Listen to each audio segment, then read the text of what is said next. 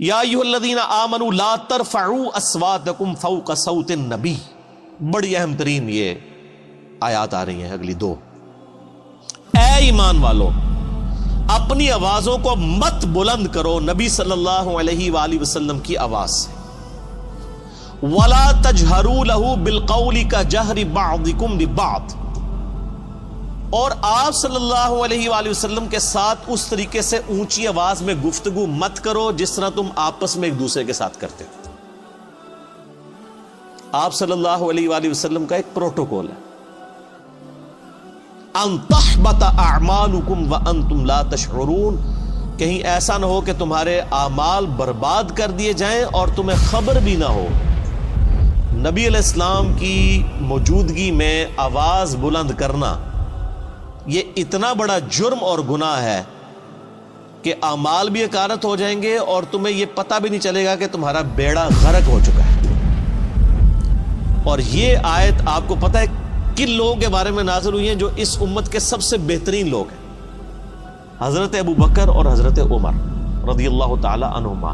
یہ ان کو اللہ تعالیٰ نے دھمکی لگائی تھی. تو سر ہم اور آپ کس کھیت کی مولی ہیں سر؟ اس کے کانٹیکسٹ میں صحیح بخاری میں امام بخاری ایک حدیث لے کے آئے ہیں. اسی چیپٹر کی انہوں نے ہیڈنگ بنائی ہے، کتاب التفسیر چیپٹر میں صحیح بخاری میں، اور ایک حدیث لے کے آئے ہیں. اور حدیث کے الفاظ ہی بہت رقت انگیز ہے. عبداللہ ابن ابی ملیکہ تابعی کہتے ہیں قریب تھا کہ اس مخلوق کے دو بہترین افراد تباہ و برباد ہو جاتے، یعنی ابو بکر اور عمر. وہ تباہی کے دہانے پر پہنچ گئے تھے جب انہوں نے رسول اللہ کے حضور آپس میں گفتگو کرتے ہوئے اپنی آوازوں کو بلند کیا. رسول اللہ کے ساتھ بدتمیزی نہیں کی سر، پوائنٹ ٹو بی نوٹڈ. آپس میں گفتگو کر رہے تھے نبی علیہ السلام کی موجودگی میں. اور پھر امام بخاری نے نقل کیا کہ بنو تمیم کا ایک وفد آیا تھا. تو نبی علیہ السلام کی عادت تھی جب بھی کوئی قبیلہ اسلام قبول کرتا تھا نا تو اس قبیلے کا کوئی نہ کوئی امیر مقرر کر دیتے تھے تاکہ بعد میں کمیونیکیشن صرف امیر کے ساتھ، قبیلے کے سردار کے ساتھ ہو. تو حضرت عمر کا مشورہ تھا کہ ایک شخص تھا اقرا، اس کو امیر مقرر کیا. تو حضرت ابو بکر نے کہا کہ نہیں، یہ شخص اتنا مناسب نہیں ہے.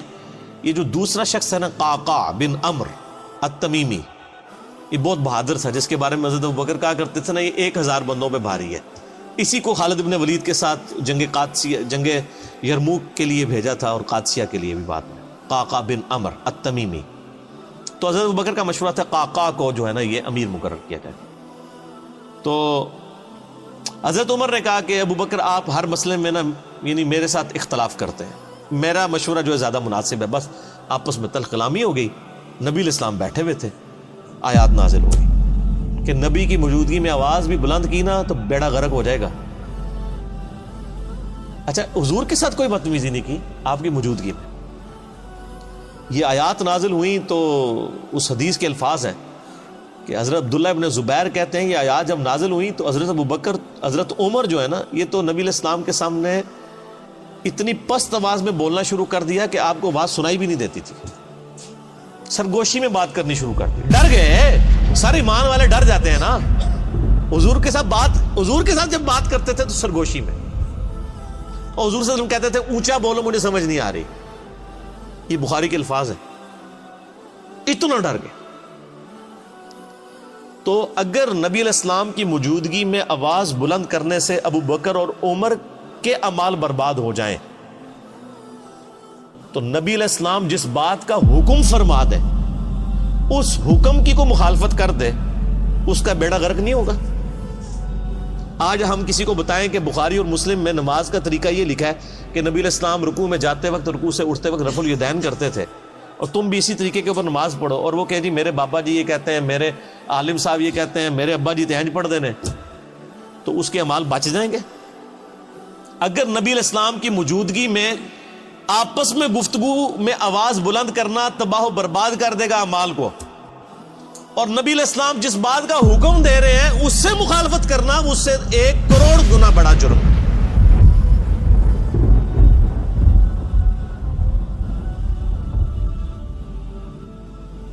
ایک چیز آپ نے حکم فرما دی، اس سے مخالفت کرنا دین میں یعنی جتنی بھی چیزیں وہ اس سے بڑا جرم ہے. اس کے اندر امپلائڈ ہے یہ چیز. یہ نہ سمجھے کہ یہ حضرت ابوبکر عمر کے لیے اور آج جناب ہماری تو خیر ہے جو مرضی کرتے رہے, ہم نے کون سا حضور کے پاس جا کے بیٹھنا ہے کہ ہماری آواز بلند ہوگی. اسی آیت کے تحت تمام محدثین اور مفسرین لکھتے آئے ہیں کہ نبی علیہ السلام کی وفات کے بعد بھی قبر رسول کے اوپر آواز بلند کرنا اسی طریقے سے گستاخی ہے جس طرح کہ اس زمانے میں نبی علیہ السلام کی موجودگی میں. حتیٰ کہ صحیح بخاری میں موجود ہے, حضرت عمر ایک دفعہ رضی اللہ تعالیٰ عنہ مسجد نبوی میں, یعنی آپ نے دو بندوں کی گفتگو اونچی آواز سے سنی, آپ نے بلایا کدھر کے رہنے والے ہو, کہنے لگے ہم طائف سے ہیں. ان کا اگر تم مدینے کے ہوتے نا تو تمہاری کٹ لگاتا میں ادھر کہ تم رسول اللہ کی مسجد میں اپنی آواز کو بلند کر رہے ہو. یعنی اتنا احترام کروایا جاتا تھا کیونکہ نبی علیہ السلام کی قبر مبارک بھی بالکل مسجد کے ساتھ ایڈجسٹنٹ, حجرہ عائشہ سلام اللہ علیہا. اسی لیے تمام مفسرین ایون ابن کثیر کو اٹھا کے دیکھیں, اسی آیت کے تحت انہوں نے لکھا ہے کہ یہ نہ سمجھے کوئی کہ نبی علیہ السلام جب تک دنیا میں موجود ہے, نہیں, آج بھی قبر رسول پہ کوئی شخص اپنی آواز بلند نہیں کر سکتا. اور آپ کو حیران کن بات بتاؤں, یہ سورۃ الحجرات کی آیات روضہ شریف کے اوپر آج بھی لکھی ہوئی ہیں. سر یہی دو آیات, آیت نمبر 2 اور 3, یہ لکھی ہوئی ہیں روضہ شریف کے اوپر, ایگزیکٹ جالیوں کے اوپر. جب حضرت ابوبکر عمر نے نبی علیہ السلام کے بارے میں اتنی احتیاط شروع کر دی نا, تو پھر اگلی آیات بھی نازل ہو گئی. ان الذین یغضون اصواتهم عند رسول اللہ, بے شک وہ لوگ جو اپنی آوازوں کو دھیما رکھتے ہیں رسول اللہ کی بارگاہ میں. اولئک الذین امتحن اللہ قلوبهم للتقوی, یہی وہ لوگ ہیں جن کے دلوں کو اللہ نے پرہیزگاری کے لیے چن لیا ہے. یعنی پرہیزگاری کا کرائٹیریا ہے تعظیم رسول صلی اللہ علیہ وآلہ وسلم. جو جتنا آپ صلی اللہ علیہ وآلہ وسلم کی عزت اور توقیر کرنے والا ہے وہ اتنا ہی متقی اور پرہیزگار ہے. اگر حضرت ابوبکر اور عمر رضی اللہ تعالی عنہما کی تقوی کا ٹیسٹ رسول اللہ کا ادب ہے تو سر پھر ہم لوگ پھر کس کھاتے میں آتے ہیں؟ اور یہ جو کچھ آج ہو رہا ہے کہ ہم لوگوں کو کتاب و سنت سے تعلیمات بتاتے ہیں اور لوگ اپنے بابوں کے شعر پڑھنا شروع کر دیتے ہیں, بابوں کی کتابیں لے کے آ جاتے ہیں. یہ کیا گستاخانِ رسول نہیں ہے؟ یہ بھی اسی لیول کے بلکہ اس سے بڑے گستاخانِ رسول ہوں گے کہ اگر یہ نبی علیہ السلام کی موجودگی میں آواز بلند کرتے, وہ چھوٹا جرم ہے اس مقابلے میں کہ آپ کوئی حکم دیں اور آپ کہیں جی میں نے تو اس پہ نہیں چلنا, میں نے تو اس چیز پہ چلنا. بہت بڑا لمحہ فکر. اسی کے تحت بخاری میں ایک اور حدیث ہے, ایک صحابی کی نیچرلی آواز اونچی تھی. جب یہ آیات نازل ہوئی نا, انہوں نے مسجد میں آنا ہی چھوڑ دیا, سر گھر بیٹھ گئے. نبی علیہ السلام نے پوچھا 3-4 دن ہوئے وہ بندہ نظر نہیں آ رہا, پتہ کرو بیمار ہے کیا ہے. پتہ کرنے گئے تو انہوں نے کہا جی میرے قرآن میں تو آیات نازل ہو گئی کہ جس کی آواز بھی بلند ہوئی تو مارا گیا, تو میری تو آواز ویسے ہی اونچی ہے, تو میں تو پھر وہاں پہ گیا تو میرا تو بیڑا غرق ہو جائے گا. اور وہ یہ سمجھ رہے کہ میرے بارے میں نازل ہوئی ہے, انہوں نے خود ہی ایزیوم کر لیا. نبی علیہ السلام نے پھر پیغام بھجوایا کہ وہ مومن ہے, اس کی آواز نیچرل اونچی ہے, اس کو تیرے بارے میں مسئلہ کوئی نہیں ہے. یعنی ان کی نیچرل آواز تھی تو ان کو بینیفٹ آف ڈاؤٹ دیا گیا کہ یہ اونچا بولتے ہیں, وہ علیحدہ معاملہ ہے. یہ ان لوگوں کے بارے میں یعنی کہ آپ علیہ السلام کی موجودگی میں جو جان بوجھ کے کوئی جھگڑا کر کے آواز بلند کریں, اس طرح کی صورت ہے. ویسے اگر کوئی بولنے میں ویسے جس کی آواز بلند ہے تو اس کو بینیفٹ آف ڈاؤٹ دیا گیا, یعنی یہی دین فطرت ہے نا. تو بال صحابہ کرام کو آپ دیکھ لیں, اللہ فرماتا ہے ان کے دلوں کو ہم نے تقوی کے لیے چن لیا ہے. جو رسول اللہ کے حضور اپنی آوازوں کو پست کرتے ہیں, لہم مغفرۃ و اجر عظیم, ان کے لیے مغفرت بھی ہے اور بہت بڑا اجر ہے. جو نبی علیہ السلام کا ادب کرنے والے لوگ ہیں, آپ علیہ السلام کی بارگاہ میں مؤدب بن کے بیٹھتے ہیں. رسول اللہ علیہ وسلم کا ادب آج بھی اسی طریقے سے. قبر رسول کے سامنے یہ آیات اوپر لکھی ہوئی ہے روضہ شریف کے اوپر, اور وہاں پر بھی یعنی آپس میں تو گفتگو کرنی نہیں چاہیے کسی کو, اشاروں کے ساتھ گفتگو. اور آپ دیکھیں وہاں پہ جو لوگ یعنی انہوں نے لوگ کھڑے کیے ہوتے ہیں نا, یعنی وہاں پہ شرطے عرب حکومت کی طرف سے, تو وہ باقاعدہ یعنی لوگوں کو اشارے سے سمجھا رہے ہوتے ہیں, وہ اپنی آواز نہیں وہاں پہ نکالتے. ٹھیک ہے. اور ہمارے ماشاءاللہ پاکستانی اسلام عرض کرنے کے لیے جاتے ہیں نا تو پھر جالیوں کے سامنے کھڑے ہی ہو جاتے ہیں. وہ یہ بھول جاتے ہیں کہ پیچھے ہزاروں لوگ ہیں جو باب السلام سے داخل ہو کے باب البقیع سے انہوں نے باہر نکلنا ہے. یعنی ایک طرف سے لوگ داخل ہوتے ہیں اور پھر روضہ شریف پہ حاضری دے کے دوسرے دروازے سے باہر نکلنا ہے. اگر بیچ میں لوگ کھڑے ہو جائیں تو پچھلے والوں نے حاضری کیسے دینی ہے؟ تو چند لمحات کے لیے آپ کھڑے ہوں, صلاۃ و سلام عرض کریں, وہ 4 کتابوں میں صحیح سند کے ساتھ آیا ہے، المصنف ابن ابی شیبہ میں، اور الموطا امام مالک میں، سنن الکبریٰ البیہقی میں، اور فضل الصلاۃ علی النبی میں، اور مصنف ابن ابی شیبہ کا نمبر بھی مجھے یاد ہے 11793 کہ عبداللہ بن عمر جب بھی قبر رسول پہ حاضر ہوتے، جب کبھی بھی سفر کا ارادہ کرتے یا واپس آتے تو پہلے مسجد نبوی میں 2 نفل پڑھتے، پھر روضہ شریف پہ آ کے عرض کرتے السلام علیکہ یا رسول اللہ، پھر السلام علیکہ یا ابا بکر، یعنی ساتھ ابو بکر کی قبر کے اوپر رضی اللہ تعالیٰ عنہما، اور پھر سیدنا عمر کی قبر کے اوپر السلام علیکہ یا عمر، اور بعض روایتوں میں آتا ہے السلام علیکہ یا ابتا، میرے باپ آپ پر سلام ہو۔ اور ابو داؤد میں حدیث ہے کہ میری قبر پہ میلہ نہ لگا لینا، دنیا کے کسی بھی حصے میں درود پڑھو گے اللہ تعالیٰ تمہارا درود میرے تک پہنچا دے گا۔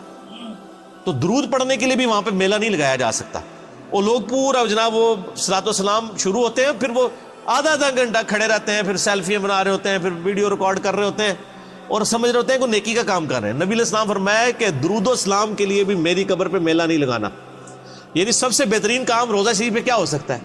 صلاۃ و سلام عرض کرنا۔ درود شریف صحیح مسلم میں حدیث ہے، جو ایک دفعہ درود شریف پڑھے اللہ تعالیٰ اس پہ 10 رحمتیں نازل فرمائے گا۔ سنن نسائی میں موجود ہے 10 رحمتیں بھی نازل فرمائے گا، 10 گناہ بھی معاف کر دے گا، 10 درجات بھی بلند کر دے گا۔ ٹھیک ہے، لیکن فرمایا میری قبر پہ میلہ نہیں لگانا، درود کے لیے بھی سلام عرض کریں، دوسرے باہر نکل جائے، باہر بیٹھ کے درود شریف پڑھیں، دنیا کے کسی حصے میں پڑھیں گے سلام پہنچ جائے گا۔ سنن نسائی میں حدیث ہے کہ کچھ فرشتے ہیں جو زمین میں سیاحت کرتے ہیں اور میرے امتیوں کا سلام میرے تک پہنچاتے رہتے ہیں۔ بخاری مسلم میں حدیث ہے جو آپ نماز میں پڑھتے ہیں السلام علیکم ایھا النبی ورحمۃ اللہ وبرکاتہ، السلام علینا وعلی عباد اللہ الصالحین، تو اللہ تعالیٰ زمین و اسمان میں ہر بندے تک جس پہ آپ سلام پڑھ رہے ہیں سلام پہنچ جائے گا۔ السلام علینا وعلی عباد اللہ الصالحین، عباد اللہ الصالحین میں تمام انبیاء، تمام فرشتے، تمام صحابہ اور صحیح العقیدہ جو اولیاء اللہ گزرے ہیں وہ سارے کے سارے شامل ہیں، اللہ تعالیٰ سلام پہنچا۔ بہرحال یہ ایک ڈیٹیل طرف ٹاپک ہے میرا۔ درود شریف پہ مسئلہ نمبر 56 آپ ڈیٹیل کے ساتھ 2 گھنٹے کا دیکھ لیں، اس میں نے کئی ایک احکامات اور بھی بتائے۔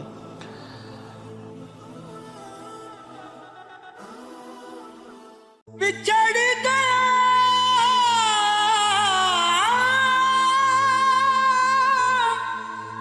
میرے دل دا جانی، تے میں ککھاں وانگر رل گئی، پھلاں نال نازک جندڑی میری وچ کنڈیاں دے رل گئی، غم سجنا دے مار مکا